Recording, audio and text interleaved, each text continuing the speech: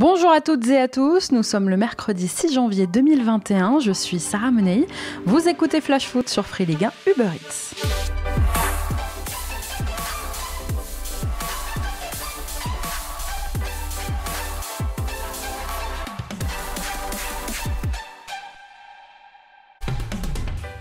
On a bien profité des fêtes, on s'est fait plaisir et maintenant on ne va pas cacher notre enthousiasme ni bouder notre plaisir de retrouver la Ligue 1 et ses premiers matchs de 2021. Les organismes ont eu quelques jours pour se remettre et ce soir débute une deuxième partie de saison qui s'annonce passionnante. Dès aujourd'hui, plusieurs défis attendent nos clubs dans le cadre de cette 18e journée de championnat. Ce sera l'occasion de voir à l'œuvre de nouveaux coachs, soir de grandes premières pour Mauricio Pochettino sur le banc du Paris Saint-Germain avec un déplacement dans le chaudron. Un petit mot d'ailleurs, parce qu'au-delà des rivalités et au-delà du gap financier bien sûr existant entre le PSG et les autres écuries de Ligue 1, il faut reconnaître que la signature de ce coach fait rayonner notre championnat à l'international.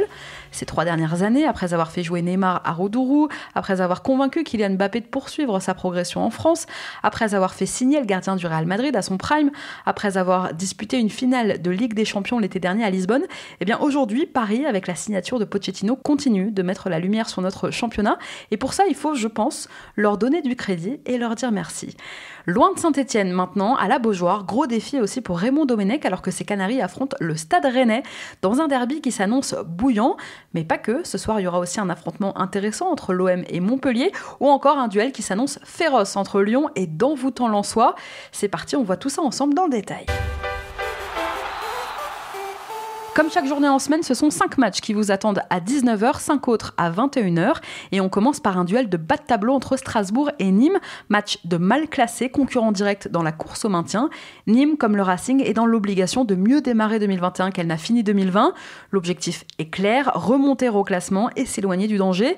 Pour entamer 2021, Thierry Laurey a dévoilé de bonnes nouvelles concernant son effectif. Cels et Motiba sont sur le retour. Alors rien ne dit qu'ils seront là ce soir, mais bon, c'est quand même positif pour la deuxième partie de saison. Est-ce que ce sera aussi le dernier match de Mohamed Simakan sous les couleurs du Racing ? Telle est la question. Côté nîmois, Jérôme Arpinon et son nouvel adjoint Pascal Planck déplorent toujours l'absence de Pablo Martinez pour encore quelques semaines, alors que le joueur souffre d'une fracture depuis début décembre. Loïc Landre est également absent jusqu'à fin janvier minimum. Mais en revanche, Méling, Koubas, Briançon et Benraou sont de retour. Valerio, qui était lui absent depuis le début de la saison, a également fait son retour. À la même heure, c'est Brest qui reçoit l'OGC Nice, le 11e contre le 12e, un match serré en perspective. Le stade brestois, emmené par Haris Belkebla, reçoit donc les Aiglons d'Adrian Urcea, 2 équipes en manque de confiance qui n'ont gagné qu'un seul de leurs 5 derniers matchs. Ce sera donc l'occasion de se relancer, et ce dès le début d'année. En cas de défaite de l'une des 2 équipes, la zone de relégation pourrait dangereusement s'approcher, car les 2 équipes sont dans le ventre mou du classement. Le stade brestois ne pourra compter ce soir ni sur Denis Bain, ni sur Jérémy Le Doiron, tous les 2 blessés. L'OGC Nice, de son côté, ne pourra pas compter ni sur Casper Dolberg ni sur Pierre Lesmelou, eux aussi toujours blessés. Robson Bambou est suspendu. En revanche, prêté lundi par Arsenal jusqu'à la fin de la saison, le défenseur William Saliba est bien dans le groupe convoqué par Urcea pour ce déplacement à Brest. L'occasion pour lui de montrer que Mikel Arteta a eu tort de ne pas lui faire confiance. Oyez, nous sommes le 6 janvier 2021 et pour l'instant, aucune défaite de Raymond Domenech en Ligue 1, n'en déplaise aux mauvaises langues. Non, on n'est pas méchant. Alors quoi de mieux pour Raymond Domenech que de commencer l'année par un derby breton ? Bon ok, Nantes, une bonne fois pour toutes, c'est pas en Bretagne, mais avec 113 petits kilomètres qui séparent les 2 villes, ça n'en reste pas moins un derby ce soir. 10 ans après sa dernière expérience sur un banc, 27 ans après sa dernière aventure en Ligue 1, Raymond fait son retour. Les Canaries, 16e au classement et dangereusement à 3 petits points de la zone rouge, vont-ils avoir alors ce fameux choc psychologique ? De leur côté, les Rennais, après un passage à vide, se sont bien repris fin 2020. Ils sont 4e aujourd'hui au classement à l'aube de cette 18e journée. Les hommes de Julien Stéphan restent sur une série de 4 victoires consécutives. Pour ce match, Raymond Domenech ne pourra compter ni sur Anthony Libombe ni sur Marcus Coco, suspendu. Et en l'absence côté rennais de Serhou Guirassy, Julien Stéphan devrait lui une nouvelle fois titulariser le jeune Adrien Aunou en pointe. Dans le même temps, à l'autre bout de la France, en Moselle, le FC Metz reçoit les Girondins de Bordeaux, un match que les Grenats veulent gagner pour oublier la défaite face à Rennes lors de la dernière journée. Les Girondins, de leur côté, ont un peu gâché les efforts faits en fin d'année avec 3 défaites sur les 4 derniers matchs. Côté compo, alors que Vincent Pajot et Mathieu Houdol avaient repris à part il y a quelques jours, Frédéric Antonetti a expliqué en conférence de presse qu'il ne devrait reprendre l'entraînement collectif que la semaine prochaine. Kevin Endoram a lui repris la course lundi, il devrait être dans le groupe ce soir. Opa Nguet et Ibrahim Aniane restent absents, alors qu'Alexandre Alexandre Oukidja, Habib Meiga et Thomas Delaine font leur retour de suspension. Farid Boulaya, lui, a été testé positif au Covid en début de semaine. Pour sa part, le coach girondin Jean-Louis Gasset effectue ce déplacement sans Laurent Koscielny, sans Samuel Kalou, sans Nicolas Depréville et sans Hatem Ben Arfa, blessé. D'ailleurs, en l'absence du numéro 8 bordelais, c'est le Croate Thomas Basic, en difficulté un peu ces dernières semaines avec les Girondins, qui pourrait avoir sa chance ce soir.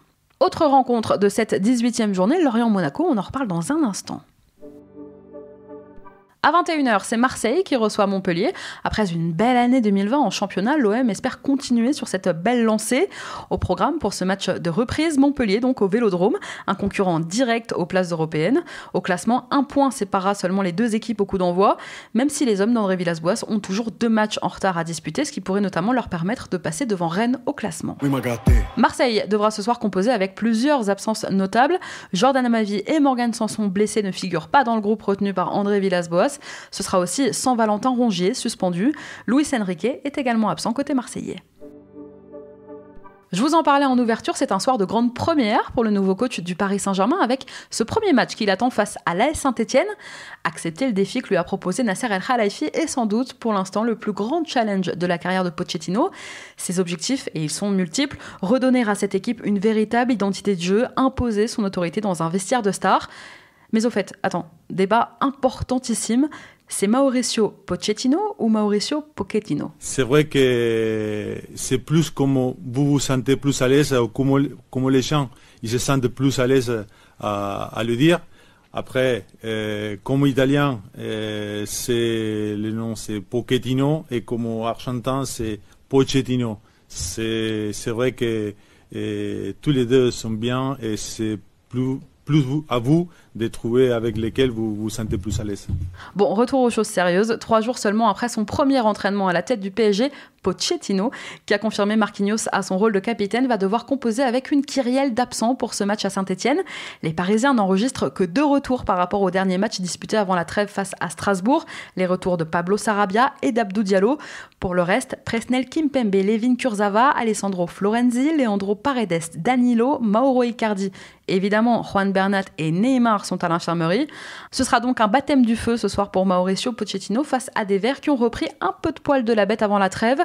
14e au classement à l'aube de cette 18e journée, les hommes de Claude Puel restent sur 5 matchs nuls et 1 victoire sur les 6 derniers matchs.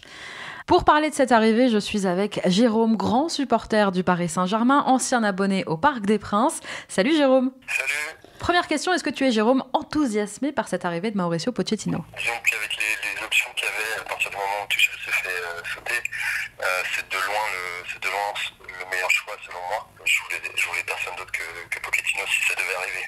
Bon, cette signature te hype, clairement. On en est presque là, ouais. Les conditions, l'arrivée, enfin le remplacement d'un coach en pleine trêve. Bon, voilà, il y a tout pour faire une petite hype et donc à ce niveau-là, je pense qu'il va y avoir du boulot, ne serait-ce que pour contenir tout l'effet de nouveauté. Justement, tu me parlais du licenciement de Thomas Tuchel. Est-ce que tu as des regrets quand même concernant son passage au club? En 2 ans et demi, son bilan est quand même loin d'être catastrophique. Pour ce qui est du fond de jeu, bon, c'est un peu différent. Mais la manière quand même, comme ça, remercié pendant la trêve, la veille de Noël, on s'y attendait pas vraiment. Est-ce que tu es un peu amer par rapport à ça? Dans la mesure où je crois qu'il y avait vraiment beaucoup de gens qui voulaient s'en débarrasser. Sans doute pour les points que tu viens d'évoquer, l'absence.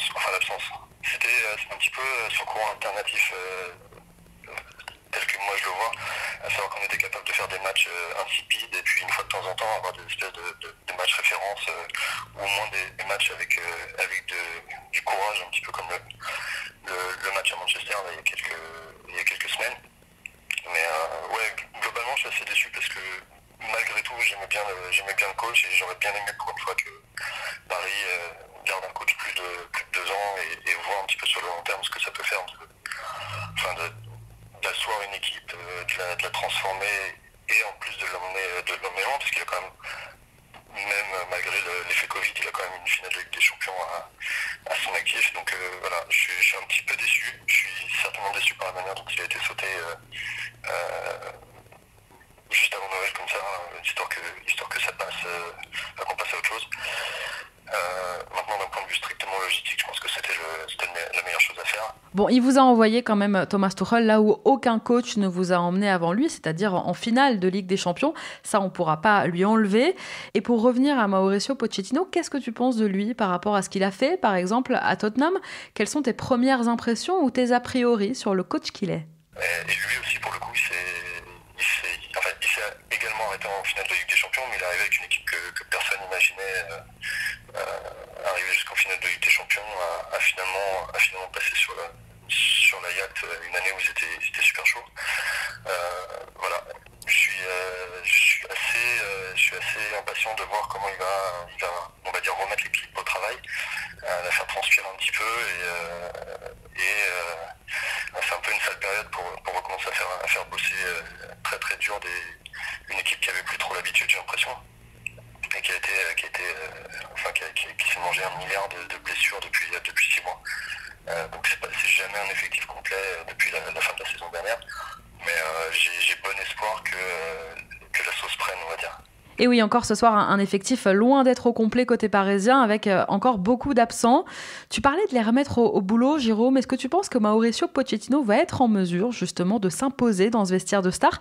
Est-ce qu'il va savoir, selon toi, imposer son autorité, redonner à ce vestiaire un peu de sérieux? À chaque fois qu'un coach arrive, on le dit plus sévère et plus dur que le précédent. On a dit ça d'Emery, on a dit ça de Tuchel. Lorsqu'il est arrivé, on a dit c'est la rigueur allemande, il va les faire bosser, il va mettre Neymar et Mbappé au pas, concernant notamment les efforts défensifs, le repli. Bon, au final, pas vraiment. Est-ce que tu penses que Pochettino va être capable de faire ça? En tout cas, il aura le bénéfice du doute au départ et puis il va essayer d'imposer ce qu'il a prévu pour cette équipe. L'avenir nous dira si c'est ses idées qui sont limitées ou s'il est limité par l'extérieur, parce que c'est un problème assez récurrent à Paris. Beaucoup disent que les entraîneurs sur le plus long terme sont jamais totalement libres de... Enfin, c'est même ce que tu disais juste avant de se faire sauter. Il laissait filtrer l'idée selon laquelle au final il fait pas toujours que on fait pas toujours que du sport quand on est head coach du PSG. Moi je pense sérieusement que là la saison va être d'une certaine manière une saison de transition. Alors au niveau de la Ligue 1, je pense que c'est malgré tout suffisant pour que Paris garde son titre. Je suis assez confiant dans le fait que sur les 6 mois qui restent, ils vont reprendre la main et gagner le championnat. Ensuite, je ne sais pas exactement s'ils vont le gagner avec une démonstration de beau football ou s'ils vont juste gagner à l'économie comme ils font depuis la rentrée. Alors, ce qui est assez ouf, c'est que toi, tu l'as vu jouer, Mauricio Pochettino. Et ouais, t'es vieux, Jérôme, tu l'as vu porter le maillot du PSG, emporter même le brassard à l'époque. Ouais, si, c'était une époque un peu noire quand même à l'époque.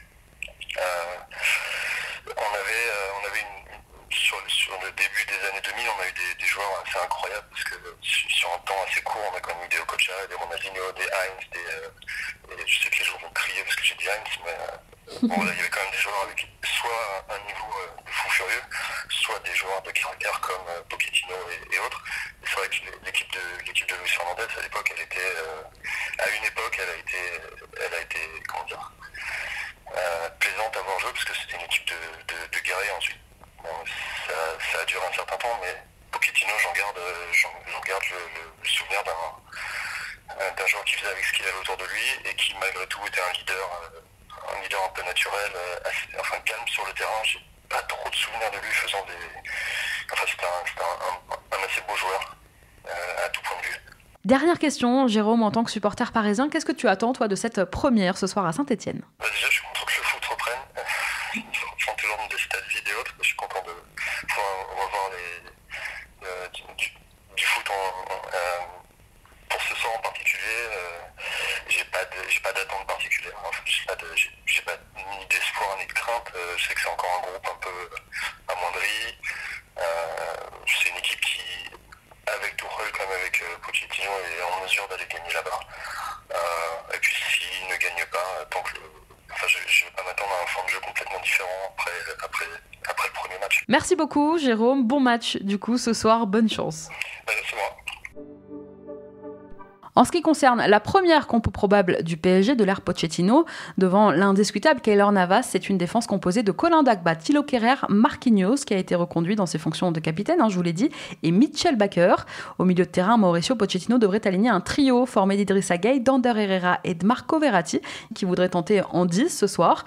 Devant, on devrait retrouver Kylian Mbappé et Angel Di Maria sur les côtés, Moïse Kean en pointe. Saint-Etienne PSG, coup d'envoi 21h. Bonjour à tous, je suis très content de revenir à Paris. Bonne année, ici c'est Paris. À la même heure, Lille veut continuer sa belle saison et rester en haut du classement. Pour ça, le deuxième au classement n'a pas vraiment le droit à l'erreur dans un trio de tête très resserré. Mais Angers, attention, est un adversaire imprévisible. Sa belle victoire face à l'OM pour conclure l'année 2020 montre qu'il ne faut pas prendre cet adversaire de haut. Le SCO cette saison est capable du meilleur comme du pire. Côté compo, très bonne nouvelle pour Christophe Galtier puisque Renato Sanchez a fait son retour à l'entraînement en ce début d'année. Il est ce soir pour l'instant incertain, bien sûr. Celik sorti lui contre Montpellier et lui aussi donc incertain, alors que Jérémy Pied pourrait faire son retour ce soir. En revanche, l'attaquant turc Youssouf Yazice et le Brésilien Luis Araujo ont tous les deux été testés positifs au Covid. Ils manqueront à minima les 2 prochains matchs du LOSC. Côté angevin, Stéphane Moulin ne pourra toujours pas compter sur le retour de Sofiane Bouffal, gravement touché à la cuisse en novembre et dont le retour est espéré d'ici 2 semaines à peu près. Souleymane Doumbia sera lui suspendu alors que Rachid Alioui est toujours absent pour raison médicale, mystérieuse raison médicale. Absent avant la trêve, Ibrahim Amadou, Stéphane Baoken et Sada Thioub en revanche sont dans le groupe angevin qui voyagera dans le Nord. Pareil pour Romain Thomas. À la même heure, ce sera un peu le match de la peur pour le DFCO à Reims. Pour bien démarrer 2021, le 19e de Ligue 1 va espérer faire un résultat en terre rémoise. Le 15e qui de son côté espère bonifier sa belle victoire à l'extérieur à Bordeaux lors de la dernière journée. Mais de toute façon, d'un côté comme de l'autre, la victoire ce soir est quasi primordiale pour ces deux équipes qui vont lutter jusqu'au bout pour le maintien. À Reims, à noter le retour d'Anastasios Donis qui ne semble pas encore prévu pour tout de suite, il faudra encore un peu patienter. En revanche, alors qu'il était absent lors du dernier match face à Bordeaux, Mathieu Cafaro sera bien de retour pour ce match face à Dijon. Et du côté de Dijon, justement, Wesley Lotoa devrait faire son retour dans le groupe dans les prochains jours. Mais le gros retour, surtout à signaler, et je vous en parlais hier, c'est bien celui de Yacine Benzia, blessé depuis de longs mois après une grave blessure à la main.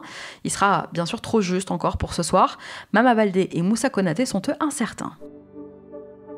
Toujours à 21h, le leader lyonnais reçoit le RC Lens, une affiche qui promet du spectacle. Ce sont deux sensations de cette saison de Ligue 1. Un jeune promu emballant face à des Gaunes endossant le costume de leader depuis la trêve. Des Lyonnais qui sont par ailleurs invaincus lors de leurs 12 derniers matchs de Ligue 1 à domicile. Une belle série. De son côté, l'équipe de Francaise rêve du maintien, mais pourquoi pas aussi d'une campagne européenne, tant qu'on y est. Ce soir, l'OL devra se passer de son meilleur buteur cette saison, Karl Toko Ekambi, tout comme Bruno Guimaraes, tous les deux testés positifs au Covid. Côté gauche, en l'absence aussi de Moussa Dembélé, blessé au bras, Rudy Garcia pourrait donc bien titularisé Maxwell Cornet. Marcelo, lui, est suspendu. Et côté lensois, Francaise devra se passer de Tony Mauricio, Facundo Medina et Charles Traoré, tous les 3 blessés. Allez, il vous reste encore un peu de temps pour faire vos compos MPG. Et comme d'habitude, retrouvez tous les buts, les temps forts, les plus belles actions de toutes les rencontres en quasi-direct gratuitement sur votre appli Free Ligue 1 Uber Eats.